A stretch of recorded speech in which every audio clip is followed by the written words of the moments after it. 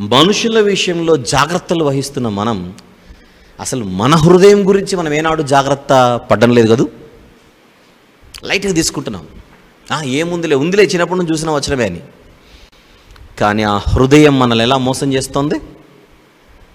మనస్సు అన్న పదంతో వాడాడు సామెతల గ్రంథంలో. ఎప్పుడైతే హృదయంలో వాక్యం ఉండదో ఆ హృదయం ప్రతి క్షణం మనల్ని మోసం చేస్తుంటుంది. ప్రతి క్షణం మనల్ని మోసం చేస్తుంటుంది. ఆ హృదయం మనల్ని ఎలా మోసం చేస్తుందని ఈరోజు ఈ సందర్భంగా మనం ఆలోచిస్తే, ఈ సందర్భంగా మనం మాట్లాడుకోగలిగితే, వాక్యం చెబుతున్నది, ఆ హృదయం లేదా మనసు నీతో చెబుతుంది, నువ్వు చాలా గొప్పోడురా, నీకు అసలు తిరిగేలేదని. నీకు అసలు తిరిగేలేదు. నీలా ఎవరైనా పాడగలడా? నువ్వే ఒకసారి ఆలోచించు. నీలా ఎవరైనా పని చేయగలరా? నీలా ఎవరైనా కాంట్రిబ్యూట్ చేయగలరా? నీలా ఎవరైనా డబ్బులు ఇవ్వగలరా? నీలా ఎవరైనా మీటింగ్లు పెట్టించగలరా? నీలా ఎవరైనా వాక్యం చెప్పగలరా? ఎవరు చెప్పేది ఇవన్నీ మనకు? మనలో ఉండి మనకు పాఠాలు భయంకరంగా నేర్పించే హృదయ బోధ, దుర్మార్గమైన బోధ అది. మనం ఎవరికో పాఠాలు చెప్తున్నాం అనుకుంటే మన హృదయం మనకు చెబుతుంటుంది పాఠాలు. ఏమని? నీ అంత గొప్పోడు ఇంకొకటి లేడు, చల్లగా పడుకో, మజ్జిగనం తిని అని. జాగ్రత్త. ఆత్మచేత నడిపించబడేవాడు తన జీవితంలో బాప్తిస్మము తీసుకున్న తర్వాత నిర్ణయించుకోవాల్సింది, ఇక నా గురించి నేను మర్చిపోవాలి. మన పిల్లలకి పాఠం చెబుతూ ఒక మాట చెప్పాను, ప్రత్యేకించి ఈ సందర్భంలో ఉన్నాను కనుక అది గుర్తు చేస్తాను. ఈరోజు ఈ వాక్యం మీ అందరితో పంచుకుంటున్న నేను కానీ, వాక్య పరిచర్యలో ఉన్నటువంటి మిగిలిన ఎవరైతే బోధకులుగా ఉన్నారో వాళ్ళందరూ కానీ, ప్రపంచవ్యాప్తంగా ఎవరైనా సరే ఎప్పుడూ ఒక మైండ్తో, ఒక మనసుతో, ఒక ఆలోచనతో బ్రతుకుతూ ఉండాలి. అదే క్రైస్తవ్యం అనేది ఒక మహాసముద్రం అయితే, అలాగే వాక్యం అన్నది కూడా ఒక మహాసముద్రం అయితే, ఈ వాక్యమున్న క్రైస్తవులు కూడా మొత్తం చరిత్ర అంతా ఆలోచిస్తే, క్రైస్తవ్యం అన్న దాని గురించి మాట్లాడుతున్నాను నేను. క్రైస్తవ్యం అన్నది బైబిల్ ఏ క్రైస్తవ్యంలో అయితే ఉందో ఆ క్రైస్తవ్యం గురించి మాట్లాడుతున్నాను. 2000 సంవత్సరాలైంది క్రైస్తవ చరిత్ర ప్రారంభమై.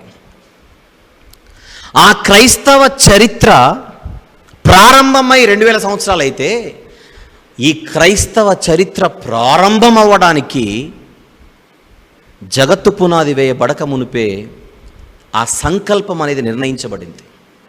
అంటే క్రైస్తవ చరిత్ర ఎప్పటిదంటే, బహుశా మనము 2000 సంవత్సరాలు అంటున్నామేమో కానీ, ఈ భూమి మీద క్రైస్తవ్యం అనేది ఒకటి మొదలవ్వాలని నిర్ణయించబడింది జగత్తు పునాది వేయబడక మునిపే. ఇంత హిస్టరీ ఉంది. అందుకే నేను క్రైస్తవ్యం అంటే మహాసముద్రం అంటున్నా. చాలా చిన్నదే. మహాసముద్రం అన్నా కూడా నేను చిన్న మాట వాడినట్టే. మనకి ఇంకంతకంటే ఎక్కువ లేదు కనుక భూమి మీద మహాసముద్రం అంటున్నా. ఇప్పుడు చెప్తాను అసలు విషయం. ఈరోజు సేవకులుగా ఎవరెవరైతే పిలువబడుతున్నారో, ఇంక్లూడింగ్ మీ అందరూ, ఎవరైనా సరే సేవకులుగా ప్రపంచవ్యాప్తంగా ఎవరైతే పిలువబడుతున్నారో ప్రతి ఒక్కరూ ఈ క్రైస్తవ్యం అనే మహాసముద్రంలో నేను ఒక చిన్న నీటి బిందువు లాంటి వాడిని, ఒక చిన్న బొట్టు లాంటి వాడిని, నీటి బొట్టు లాంటి వాడిని అని అనుకుంటే సేవకుడు అవుతాడు. అలా కాకుండా మహాసముద్రంలో నీటి బొట్టు ఏంటి, నేనే మహాసముద్రం అనుకున్నాడు అనుకోండి, ఇంకా జెండాకు జై జిందాబాద్ అంతే. నేనేం చెప్పలేను. ఇక చాలా తేడా ఉంది, జాగ్రత్త. క్రైస్తవ్యం అన్న మహాసముద్రంలో నేను ఒక నీటి బొట్టు అంటే సేవకుడిగా దేవుడు గుర్తిస్తాడు. కానీ నేనే మహాసముద్రం అంటే ఇంక అనడానికి నా దగ్గర ఏం లేదు, దేవుడు కూడా ఇంక చెప్పడానికి ఏముండదు. ఇక ఎందుకు? తన దృష్టికి తానే జ్ఞాని అని అనుకుని వాని నిన్ను చూచితివా కదా. అలాంటి వాడిని మార్చడం కంటే ఇంకెవరైనా మార్చొచ్చట. తన దృష్టికి తానే జ్ఞాని అనుకునే వాడిని మార్చడం అనేది ఇంకా అసాధ్యం అన్నంత లెవెల్లో చెప్పాడు బైబిల్లో. అలా ఎందుకు అనుకుంటున్నాడు మనిషి? హృదయం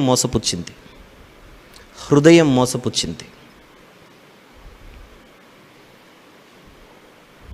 కానీ గలతీ పత్రిక 5వ అధ్యాయము 18వ వచనం మనతో చెబుతున్నది ఏంటి చూద్దాం, గుర్తు చేసుకుందాం.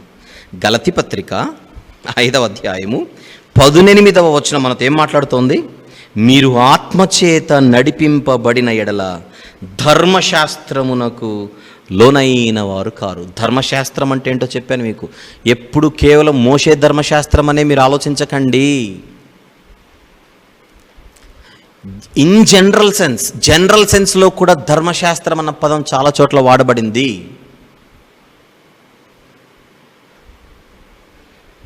అంటే ప్రతి మనిషి ఒక్కొక్క ఆలోచనకు బానిసై ఆ ఆలోచననే తను నడిపించే ఒక శాస్త్రంగా మార్చుకొని తన దృష్టికి దానిని ధర్మశాస్త్రంగా అనుకుంటూ, అదే యేసుప్రభు చెప్పిన మాట, మానవులు కల్పించిన పద్ధతులనే మీరు దైవోపదేశములని బోధించుచు నన్ను వ్యర్థముగా ఆరాధించుచున్నారు.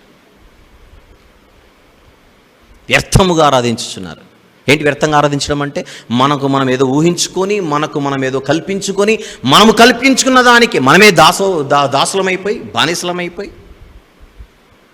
యెషయా అదే మరొక సందర్భంలో చెబుతే, యెషయా దేవుడు ఏమంటాడు? ఒరే, నువ్వు చేసుకున్న దానికి నువ్వు మొక్కడమే ఏంట్రా ఫూల్ అని అంటాడు. అక్కడ నువ్వు చేసుకున్నావు, దానికి నువ్వే మొక్కుతున్నావు, అంతకంటే ఫూలిష్నెస్ ఏముందని అడుగుతుంటాడు అక్కడ. అలాగే మనమేదో ఊహించుకొని, ఆ ఊహల్లో ఏదో కట్టుకున్న దానికి మనం బానిసలం అయిపోయి ఇదే వాస్తవం అనుకుంటే అదొక ధర్మశాస్త్రం మన పాలిటికి. ఆత్మచేత నడిపించబడేవారు ఇలాంటి పగటి కలలు కనరు.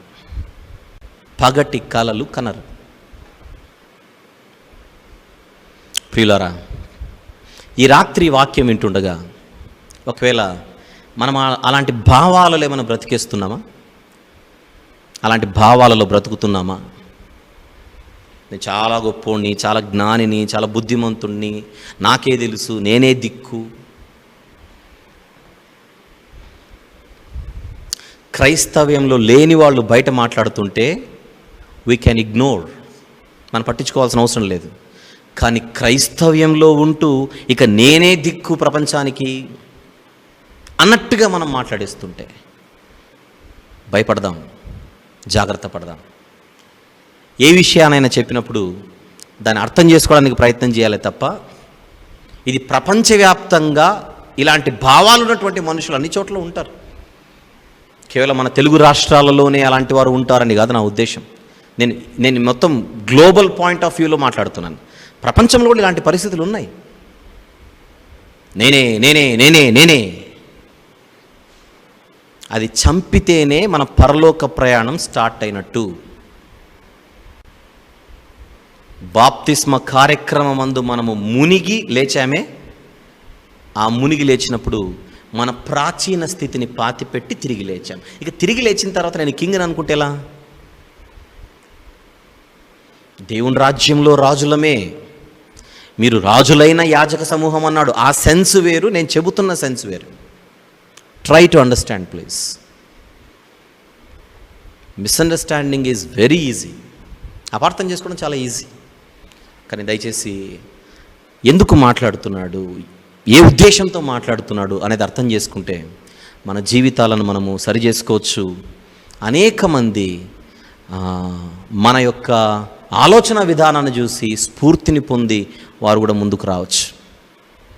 ఇక్కడ ఇంకొక పాయింట్ చెప్పి ఈ రాత్రికి ఈ సెషన్ నేను క్లోజ్ చేస్తాను. మంచి పేరున్న సేవకులు ఎవరైతే ఉంటారో వారిని ఇన్స్పిరేషన్గా తీసుకొని క్రింద చాలామంది ఉంటారు.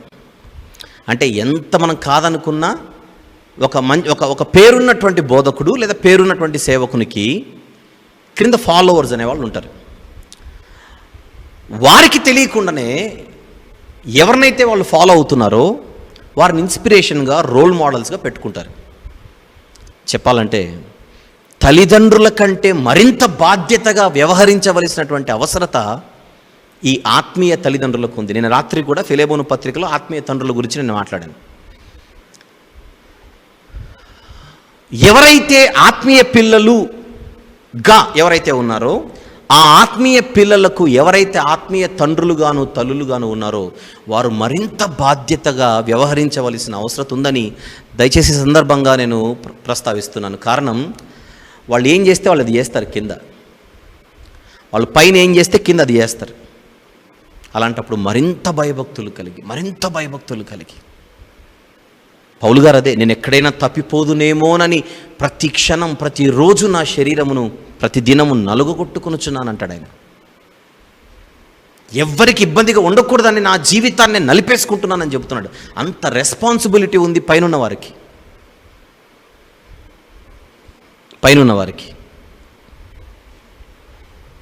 అలాంటప్పుడు మనల్ని చూసి మన క్రిందున్న వారు అలాగనే ఫాలో అవుతారు అనేటువంటి పాయింట్ మనకు క్రిస్టల్ క్లియర్గా ముందు కనపడుతున్నప్పుడు మరింత జాగ్రత్తగా వ్యవహరించాలి.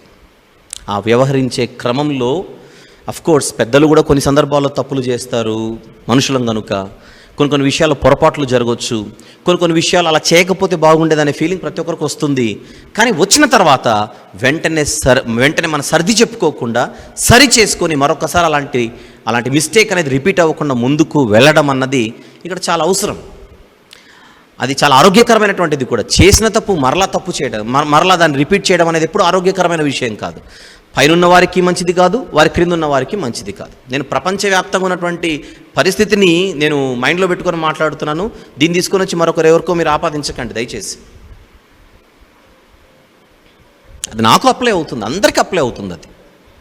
అందుచేత దీనత్వాన్ని, తగ్గింపు గుణాన్ని క్రిందున్న వారికి నేర్పిస్తే, అలాగని రోషం రోషమే కానీ తగ్గింపే. తగ్గింపు ఎక్కడుండాలో తగ్గాలి. వినయం ఉండాలి, భయం ఉండాలి, భక్తి ఉండాలి, మర్యాదలు ఉండాలి, సంస్కారం ఉండాలి, సభ్యత ఉండాలి, గౌరవం అనేది ఒకటి ఉండాలి. ఇవన్నీ ఈ లక్షణాలన్నీ పైనున్నవారు కిందున్న వారికి నేర్పించాలి. ఎలా నేర్పించగలరు? చెబితే వింటారా? కిందున్న వాళ్ళు చెబితే వినరు. పెద్దవాళ్ళు చెప్పింది కిందున్నోళ్ళు చేయరు. మరి ఏం చేస్తారు?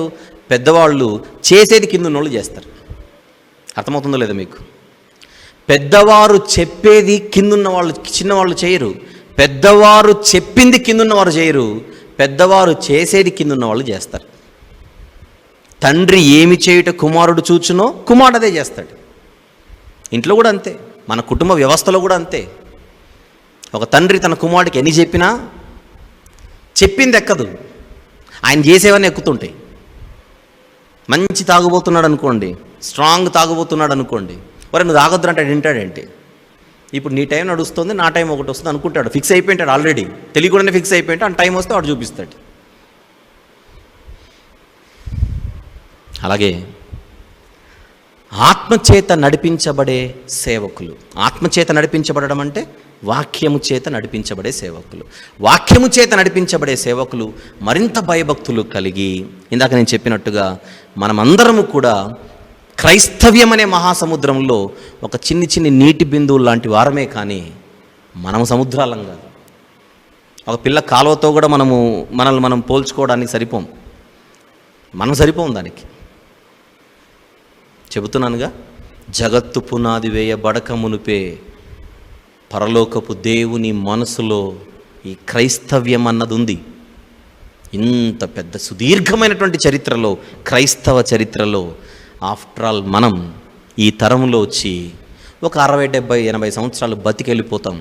ఈ 60, 70, 80 సంవత్సరాల కాలంలో మనం దేవుని గురించి అంతో ఇంతో తెలుసుకోవడానికి టైం పట్టిందే 30 ఏళ్ళు వచ్చిన తర్వాత. అంతేనా? యావరేజ్గా మాట్లాడుతున్నా. జీవితంలో సగ జీవితం అయిపోయేసరికి దేవుడు అంటే ఇదా అన్న ఫీలింగ్ మనకు కలిగింది. యావరేజ్గా మాట్లాడుతున్నా, సగటున మాట్లాడుతున్నా. అందరికీ పసితనం నుంచే దేవుని గురించి తెలియదు కదా. తెలిసినా కూడా ఒక మెచ్యూర్డ్ మైండ్తో దేవుడిని అర్థం చేసుకోవడం వేరు. మామూలుగా బైబిల్ కంటత వాక్యాలు చదివి దేవుడు అంటే ఇది అర్థం చేసుకోవడం వేరు. సండే స్కూల్ పిల్లలకు దేవుడు తెలుసు, యవనస్తులకు దేవుడు తెలుసు, పెద్దలకు దేవుడు తెలుసు, వృద్ధులకు దేవుడు తెలుసు, అందరికీ దేవుడు తెలుసు. కానీ తెలిసినటువంటి ఒక్కొక్కరికి ఒక అవగాహనలో ఉంటారు దేవుని గురించి.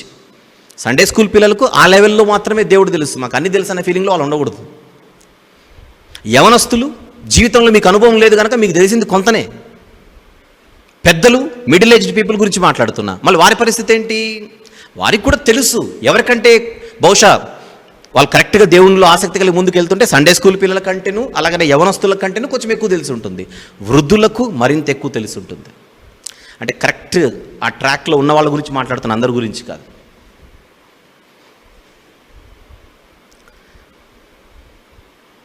అందుచేత నేను అనేది ఇక్కడ పాయింట్ ఏంటంటే, నేను what I'm trying to share here is, అంటే మనకున్నటువంటి 60-70 సంవత్సరాల కాలంలో దేవుని గురించి ఓ మోస్తారు మనం అర్థం చేసుకునేదే జీవితంలో సగ జీవితం అయిపోయేసరికి, ఇక మిగిలిన జీవితం ఎంత, 30 ఏళ్ళు అనుకుందామండి.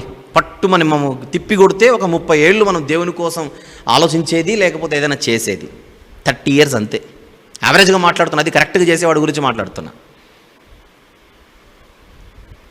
ఇప్పుడు జగత్తు పునాది వేయబడక మునిపే దేవుని సంకల్పం ఉన్న క్రైస్తవ్యం ఏదైతే ఉన్నదో, ఇంత కోటాను కోట్ల, జగత్తు పునాది వేయబడక మునిపే అంటే కోట్ల సంవత్సరాల చరిత్ర, అది 2000 సంవత్సరాలు కాదు, కోటాను కోట్ల సంవత్సరాల చరిత్ర కలిగినటువంటి మొదటి మానవుడు పుట్టకముందే సృష్టి పుట్టింది.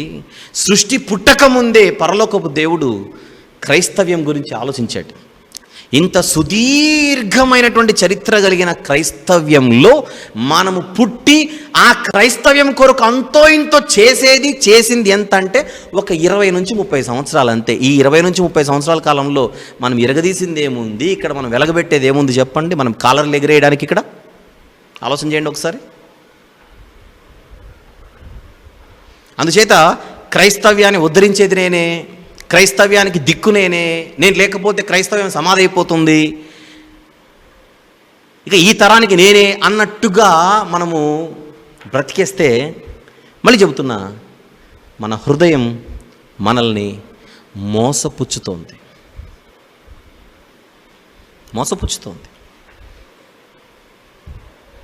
నేను ఇంకొక 10 ఏళ్ళు సేవ చేస్తాను అనుకోండి, ఫర్ ఎగ్జాంపుల్. నా వెనకలో ఒక 10 ఏళ్ళ సర్వీస్ ఉందనుకోండి. ఒక మొత్తం మీద తిప్పి కొడితే ఒక 20 సంవత్సరాలు, ఇంకా ఎక్కువ మాట్లాడితే ఒక 30 సంవత్సరాలు.